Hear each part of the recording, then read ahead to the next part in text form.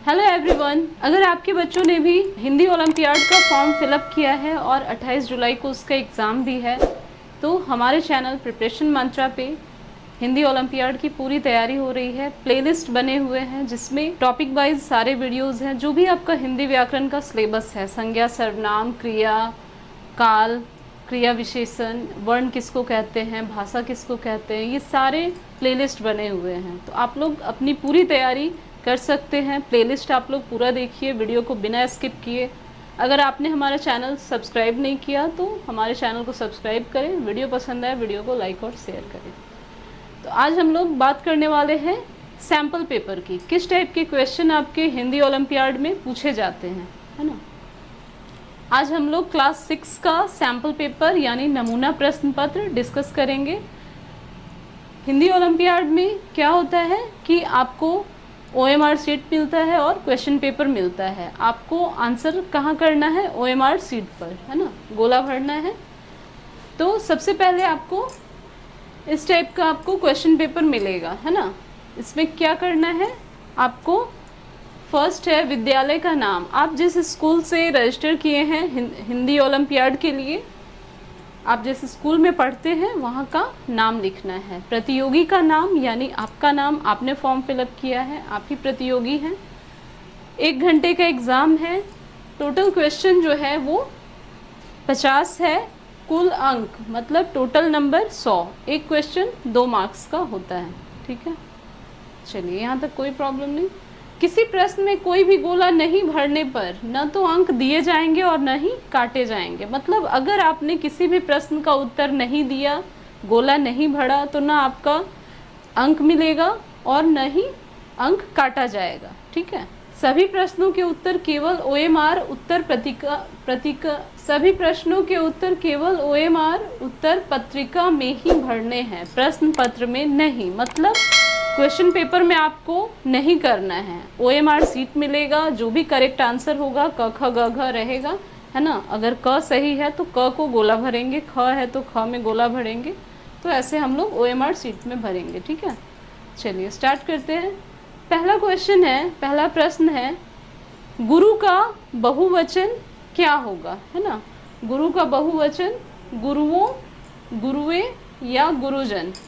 पहला क्वेश्चन है, गुरु का बहुवचन होगा गुरुओं, गुरुए और गुरुजन। तो थर्ड ऑप्शन होगा यहाँ गुरुजन।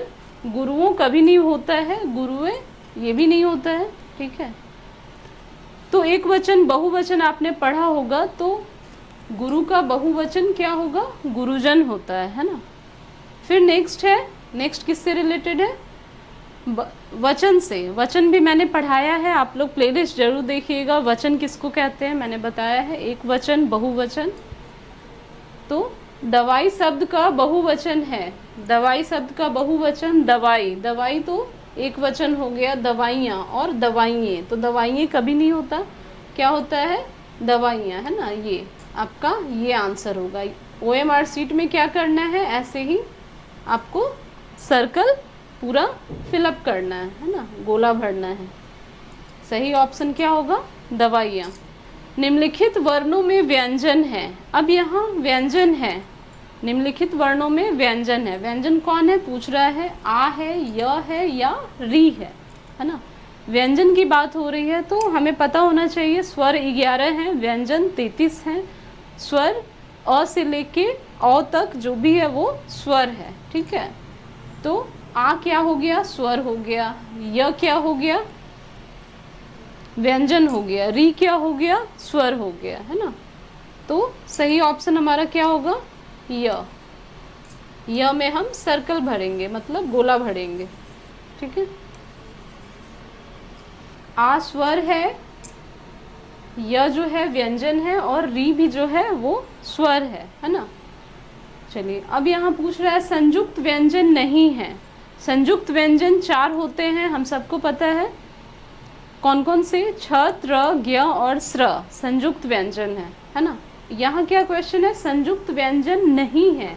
तो छ संयुक्त व्यंजन है, स्र संयुक्त व्यंजन है, ह कभी भी संयुक्त व्यंजन नहीं है ना। ये हमारा आंसर होगा, इसमें हम गोला भरेंगे। ठीक है। छात्र शब्द का उचित वर्ण विच्छेद होगा। छात्र का वर्ण विच्छेद, वर्ण विच्छेद किसको कहते हैं? वर्णों को अलग करके लिखना। जैसे छात्र है तो इसको अलग करके हम कैसे लिखेंगे? तो छ प्लस आ, छ जोर आ, छा, ट प्लस र, त्र, है ना। छात्र शब्द का उचित वर्ण विच्छेद क्या होगा? छात्र। ठीक है। ये हमें क्वेश्चन पेपर में फिलअप नहीं करना है, आपको OMR शीट दिया जाएगा उसमें फिलअप करना है। ठीक है। हम लोग यहाँ डिस्कस कर रहे हैं इसलिए। संधि मेल है। प्रीवियस वीडियो आपने देखा होगा तो देखा होगा कि मैंने संधि भी पढ़ाया है। संधि किसको कहते हैं? वर्णों के मेल से बनते हैं। ठीक है। तो संधि मेल है, किसका मेल है? स्वरों का, व्यंजन का या दो वर्णों का। तो संधि क्या है? वर्णों का मेल है। कुछ भी हो सकता है, या तो स्वर वर्ण भी हो सकता है या व्यंजन वर्ण भी। ठीक है। तो संधि स्वर का भी मेल है, व्यंजन का भी मेल है, और थर्ड ऑप्शन है दो वर्णों का। तो करेक्ट ऑप्शन हमारा क्या होगा? दो वर्ण। ठीक है। ये हमारा आंसर होगा। दो वर्णों के मेल से जो शब्द बनते हैं, है ना, उसको हम लोग संधि कहते हैं। तथा जोर एव। ठीक है। तथा जोर एव मिलके आ प्लस ए मिलके ए बनता है ना, तथैव। तथा जोर एव तथैव। फिर नेक्स्ट है संस्कृत में आकर अपना रूप बदलने वाले शब्द कहलाते हैं। मैंने तत्सम शब्द और तद्भव किसको कहते हैं? संस्कृत भाषा से, है ना, संस्कृत से जो वर्ड, जो शब्द हिंदी भाषा में आके शामिल हुआ है उसको हम लोग तत्सम बोलते हैं, है ना, तत्सम। जैसे दो चार तत्सम शब्द हैं, अग्नि है, हस्त है ना, जल है, ये सब क्या है? तत्सम शब्द है, संस्कृत से आया है हिंदी में। ठीक है। देशज नहीं होगा, तद्भव आपका हिंदी हो गया, है ना। जैसे अग्नि तत्सम शब्द है, तो अग्नि का तद्भव लिखना है तो आप क्या लिखेंगे? आग लिखेंगे, है ना। चलिए अब बढ़ते हम लोग आगे। Question number 9। तत्सम शब्द है, तत्सम जहां भी रहे, है ना, तत्सम जहां भी आपको दिखे तो आप ऐसा शब्द को सेलेक्ट करिएगा जो संस्कृत जैसा लगे। जैसे काम, तो पढ़ने से ही लग रहा है ये हिंदी शब्द है। वानर, सूरज, है ना, तो वानर क्या लग रहा है? ये संस्कृत शब्द है, मतलब तत्सम शब्द है। तत्सम शब्द का मतलब संस्कृत शब्द, है ना, संस्कृत से हिंदी में आया है। पवन को वायु कहते हैं, पावन को क्या कहते हैं, है ना। पवन का पर्यायवाची शब्द क्या है? वायु है। तो पावन का पर्यायवाची शब्द क्या होगा? आकाश होगा? नहीं, आकाश का क्या होगा? नभ होगा, गगन होगा, है ना। यज्ञ है, यज्ञ भी नहीं होगा।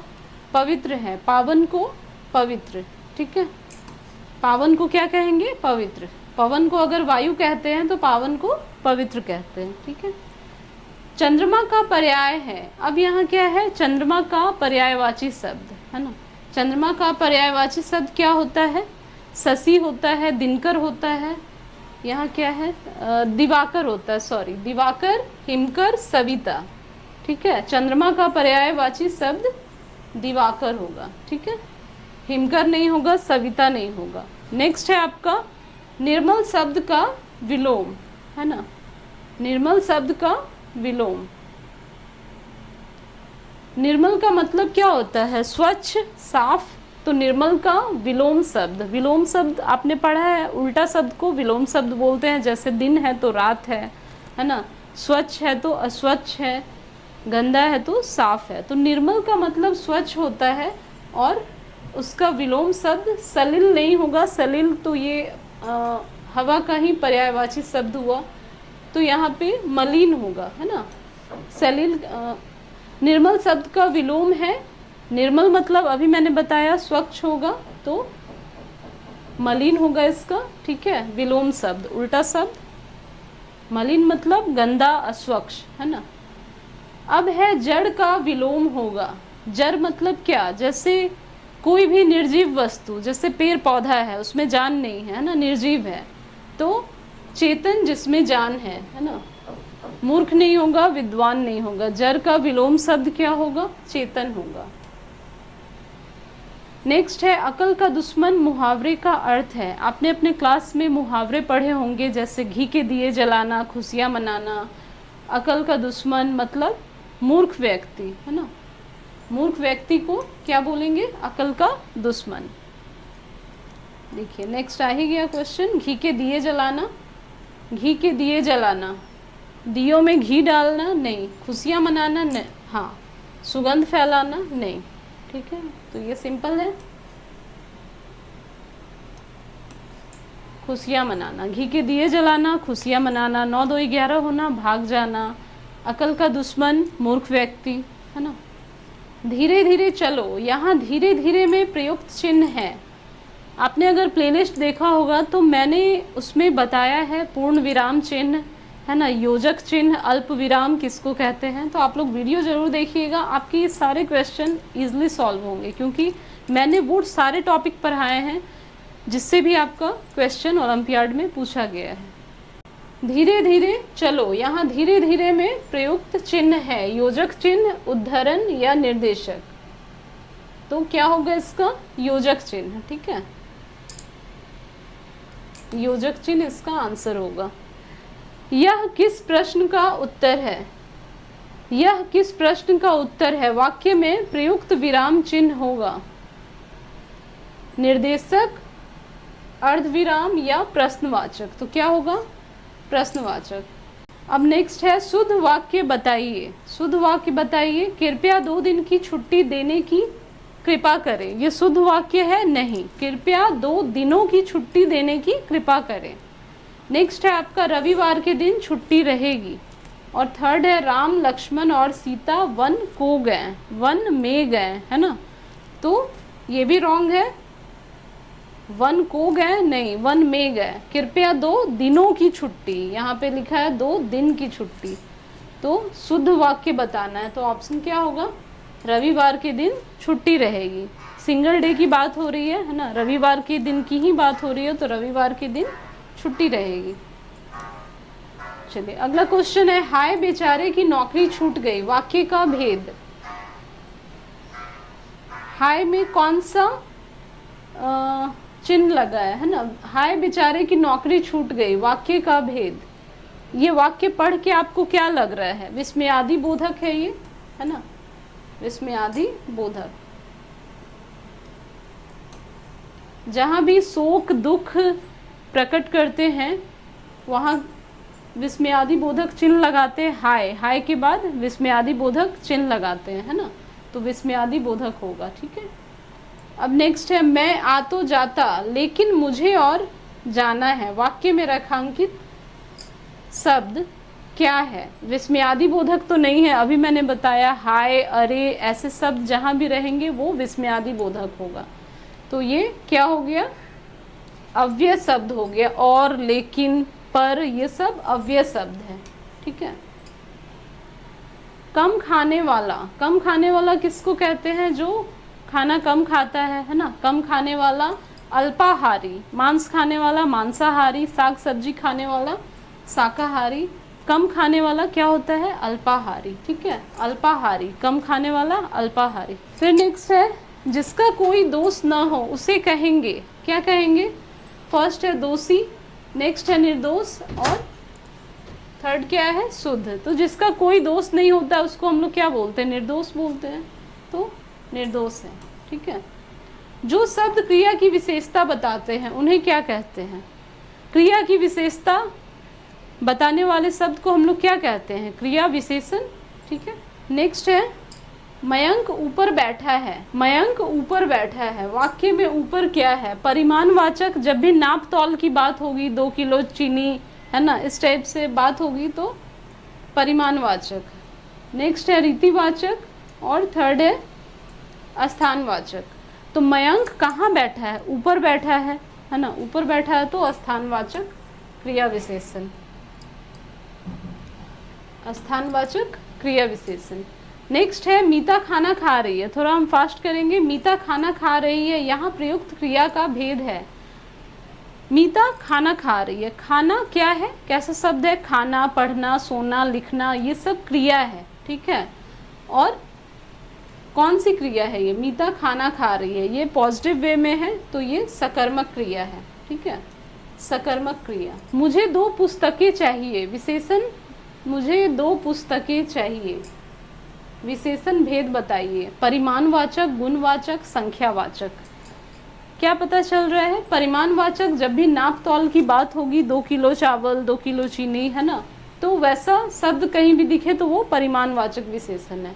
गुणवाचक सुंदर लड़की, है ना, मोटा लड़का, तो जहाँ भी गुण दिखे तो गुणवाचक विशेषण। यहाँ क्या है? मुझे 2 पुस्तकें चाहिए, संख्या की बात हो रही है तो संख्यावाचक, संख्यावाचक। दरवाजे पर कोई खड़ा है, रेखांकित शब्द क्या है? अब आपने सर्वनाम अगर वीडियो देखा होगा तो मैंने सर्वनाम पढ़ाया है और सर्वनाम कितने प्रकार के होते हैं ये भी बताया है।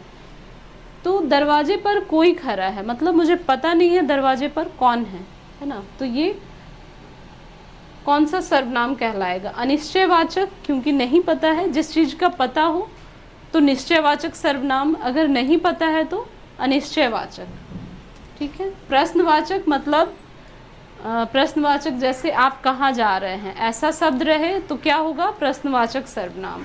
निजवाचक, स्वयं, खुद, ऐसा वर्ड आपको दिख जाए तो वो निजवाचक। यहाँ क्या हो जाएगा? अनिश्चयवाचक सर्वनाम, ठीक है। हमारे मेहमान आ गए, वाक्य में कारक होगा। हमारे मेहमान आ गए, कर्म कारक, कड़द कारक या संबंध कारक। तो यहाँ कर्म कारक नहीं होगा, करण भी नहीं होगा, कर्ता ने कर्म को करण से, है ना, तो यहाँ पे क्या है? हमारे मेहमान आ गए, तो ये संबंध कारक है, ठीक है। हम शिक्षक दिवस मनाते हैं, टीचर्स डे। शिक्षक दिवस कब मनाते हैं? तो 5 सितंबर को, 5 सितंबर, ठीक है, 5 सितंबर। अध्यापिका कक्षा में आ रही है, वाक्य में काल भेद है, वर्तमान काल, भविष्यत काल या भूतकाल। काल किसको कहते हैं? समय को, है ना। काल 3 प्रकार के होते हैं। जो भी काम हो चुका है वो भूतकाल है, जो भी काम हो रहा है वो वर्तमान काल है, और जो भी काम होगा मतलब कल होगा तो वो भविष्य काल है, ठीक है। यहाँ पे अध्यापिका कक्षा में आ रही है तो साफ दिख रहा है, रहा है, रही है, जहाँ भी आपको दिखे वो वर्तमान काल है। नेक्स्ट है भविष्य। इसमें भविष्यत काल का वाक्य है, सुमन आई। आई तो ये प्रेजेंट की बात ही हो रही है, सुमन आई। सुमन अवश्य आएगी, अभी आई नहीं है, आएगी, मतलब ये भविष्य की बात हो रही है। सुमन यहाँ आती है तो ये भी नहीं होगा, ये भी वर्तमान काल है, ठीक है। सुमन अवश्य आएगी, भविष्य की बात हो रही है। नेक्स्ट है गंगा पवित्र नदी है, रेखांकित शब्द की संज्ञा है। गंगा क्या है? पवित्र नदी है। तो गंगा यहाँ पे जातिवाचक है, भाववाचक है या व्यक्तिवाचक है? अगर आपने प्लेलिस्ट देखा होगा तो मैंने संज्ञा भी पढ़ाया है, संज्ञा के कितने भेद हैं, कैसे पहचानेंगे ये व्यक्तिवाचक है, ये जातिवाचक है, ये भाववाचक है ना। तो गंगा पवित्र नदी है, किसी एक पर्टिकुलर नदी का नाम लिया जा रहा है, गंगा नदी, है ना, तो जातिवाचक होगा ये, है ना। केवल नदी की बात होती, नदी बह रही है, नदी कौन सा संज्ञा है, तो गंगा पवित्र नदी है, रेखांकित शब्द की संज्ञा है। जातिवाचक मतलब नदी की बात हो रही है तो जातिवाचक, लेकिन जब वहाँ नाम आ जाए, नदी का नाम आ जाए, है ना, गंगा नदी, तो ये क्या हो जाएगा? व्यक्तिवाचक में आएगा, व्यक्तिवाचक संज्ञा, क्योंकि पर्टिकुलर नाम आ जा रहा है। जातिवाचक में क्या है कि कोई भी समूह या जाति का बोध होता है, लड़का है, लड़की है, नदी है, शहर है, तो ये सब जातिवाचक। लेकिन जहाँ भी नाम मेंशन हो, किसी लड़का का, लड़की का, नदी का नाम मेंशन हो, वो व्यक्तिवाचक संज्ञा है, ठीक है। नेक्स्ट है, इनमें से भाववाचक संज्ञा है। भाववाचक मतलब जहाँ भी दिख रहा है, जैसे खुशी है, बुढ़ापा है ना, खुशबू है, ये सब क्या है? भाव दिख रहा है, ठीक है। इनमें से भाववाचक संज्ञा है, तो बच्चा क्या हो गया, जातिवाचक। ठीक है। खुशबू, स्वस्थ।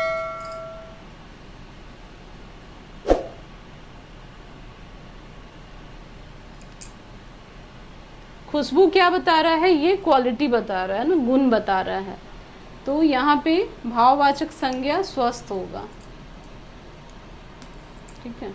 अनुपस्थित शब्द में उपसर्ग है अनु, अ और अन, तो अनुपस्थित शब्द में उपसर्ग और प्रत्यय, उपसर्ग और प्रत्यय क्या है, मतलब शब्द के पहले जो लगता है वो उपसर्ग है। जैसे क्वेश्चन है उपसर्ग वाला शब्द बताइए, नहीं, अनुपस्थित शब्द में उपसर्ग है, तो शब्द के पहले ये अनु जो लगा है ये क्या है, हमारा उपसर्ग है।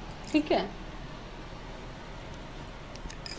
लेकिन इसमें मुख्य की बात हो रही, यहाँ अनु भी सही होगा और अन भी, लेकिन उपसर्ग की बात जहाँ हो वहाँ अन होगा, है ना, अन उपसर्ग यूज हुआ है ना। अनुपस्थित में कौन सा उपसर्ग यूज हुआ है, तो अन यूज हुआ है। नेक्स्ट है उप उपसर्ग वाला शब्द बताइए, जहाँ भी उप दिखे वैसा शब्द बताना है, तो क्या होगा, उपवास है, उपकार है और उपर्युक्त है। ठीक है। तो उप उपसर्ग वाला शब्द यहाँ उपकार होगा। ठीक है। चूहिया शब्द में कौन सा प्रत्यय लगा है, चूहिया, या में आ, है ना, चूहिया, इया, इया प्रत्यय है।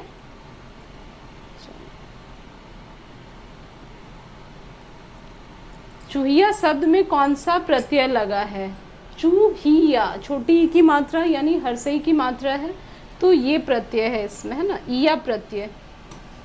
ठीक है। नेक्स्ट है आपका इत प्रत्यय वाला शब्द बताइए। इत प्रत्यय, पठित, दैनिक, धरती, तो धरती में तो ती है, दैनिक में नहीं है। ठीक है। पठित, इत प्रत्यय, छोटी ई की मात्रा, पठित में छोटी ई की मात्रा है, तो पठित होगा। ठीक है। इत प्रत्यय वाला शब्द पठित। अगला है अर्थ समझकर उचित शब्द भरिए। मजदूर को उसके डैश का उचित फल नहीं मिलता, मजदूर को उसके डैश उचित फल नहीं मिलता, किसका, श्रम का, भ्रमण का या परिश्रम का। मजदूर को उसके परिश्रम का, जितना वो मेहनत करता है उसका उतना फल नहीं मिलता है, तो मजदूर को उसके परिश्रम का, नहीं, यहाँ पे मजदूर को उसके श्रम का होगा, परिश्रम नहीं होगा। ठीक है। उसके श्रम का, ये रॉन्ग है। मजदूर को उसके श्रम का उचित फल नहीं मिलता है ना, परिश्रम नहीं, यहाँ पे श्रम होगा। उसने चोरों से भिड़ जाने का शौक दिखाया, साहस दिखाया या दुस्साहस दिखाया, तो चोर से भिड़ना मतलब साहस का काम किया, है ना, तो साहस दिखाया। चोर से भिड़ना साहस का काम दिखाया। 100 वर्षों के समूह को कहते हैं सवैया, वार्षिक या शताब्दी। सवैया नहीं होगा, वार्षिक मतलब साल में जो एक बार होता है वार्षिक कहलाता है, सप्ताह में एक बार होने वाला साप्ताहिक। हमें यहाँ क्या देखना है, 100 वर्षों के समूह को, 100 वर्षों के समूह को शताब्दी कहते हैं। अगला है शब्दकोश के क्रम के अनुसार। शब्दकोश के क्रम के अनुसार अगला उचित शब्द होगा।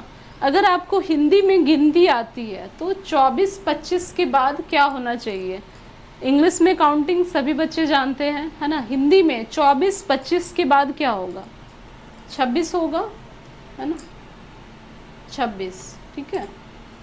लक्ष्मण राम के छोटे भाई थे, रेखांकित शब्दों के स्थान पर एक शब्द लिखिए। लक्ष्मण जो हैं वो कौन थे, राम के छोटे भाई, तो छोटे भाई को क्या बोलते हैं, अनुज बोलते हैं। अगर यहाँ पे बड़ा भाई रहता, है ना, तो अग्रज बोलते। अग्रज यहाँ लिखा हुआ है, यहाँ विग्रह।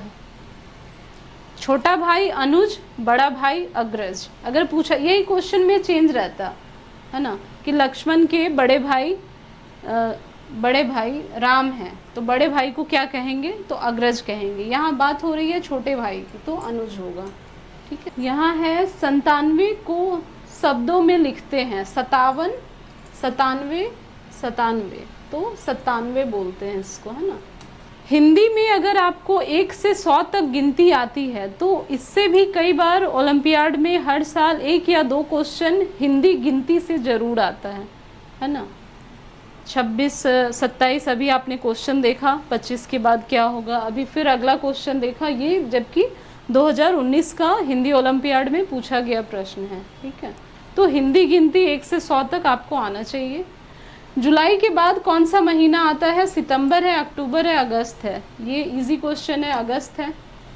हिंदी महीनों का सही क्रम, अगर आपको हिंदी में महीना पता है ना, आषाढ़, सावन, कार्तिक, ये सब होता है ना, कार्तिक में छठ होता है, तो यहाँ पे है आषाढ़, सावन, सावन के बाद क्या होता है, भादो होता है, भाद्रपद को भादो बोलते हैं, भाद्रपद को भादो बोलते हैं, ठीक है। आषाढ़, सावन जो अभी चल रहा है, सावन के बाद भादो आएगा, फिर आश्विन आएगा, फिर कार्तिक आएगा, जब छठ पूजा होता है वो कार्तिक का महीना होता है। तो हिंदी में महीना भी एक बार आप लोग हिंदी व्याकरण की बुक में ज़रूर देखिएगा, महीना का नाम हिंदी में क्या होता है, सावन, भादो, आश्विन, कार्तिक, इस टाइप से, ठीक है। ये गद्यांश है ना। तो निम्नलिखित गद्यांश को पढ़कर प्रश्नों के सही उत्तर बताइए। ये आप लोग के लिए बहुत ही आसान क्वेश्चन है, क्योंकि इसमें आपको पूरा गद्यांश पढ़ना है और इसी से रिलेटेड 2-4 क्वेश्चन रहते हैं, वो आप लोग सॉल्व कर सकते हैं इजीली, ठीक है। तो इस पर डिस्कस नहीं।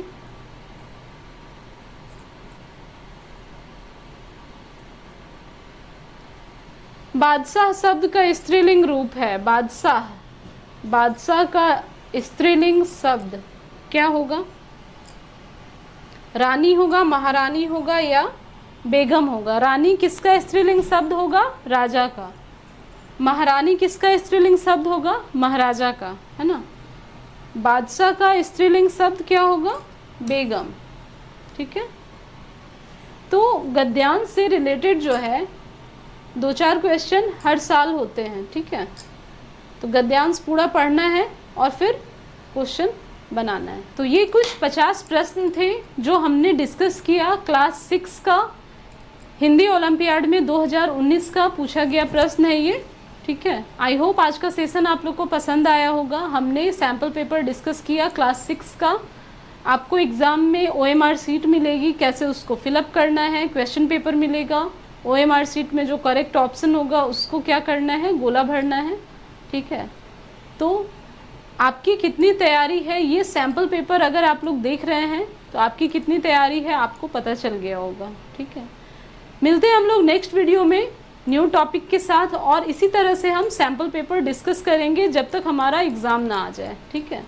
हर दिन सैम्पल पेपर हम लोग ज़रूर डिस्कस करेंगे। वीडियो पसंद आ रहा है, वीडियो को लाइक करें, शेयर करें, अपने फ्रेंड्स के साथ शेयर करें जिन्होंने भी हिंदी ओलंपियाड का फॉर्म फिलअप किया। मिलते हैं हम लोग नेक्स्ट वीडियो में। Thank you.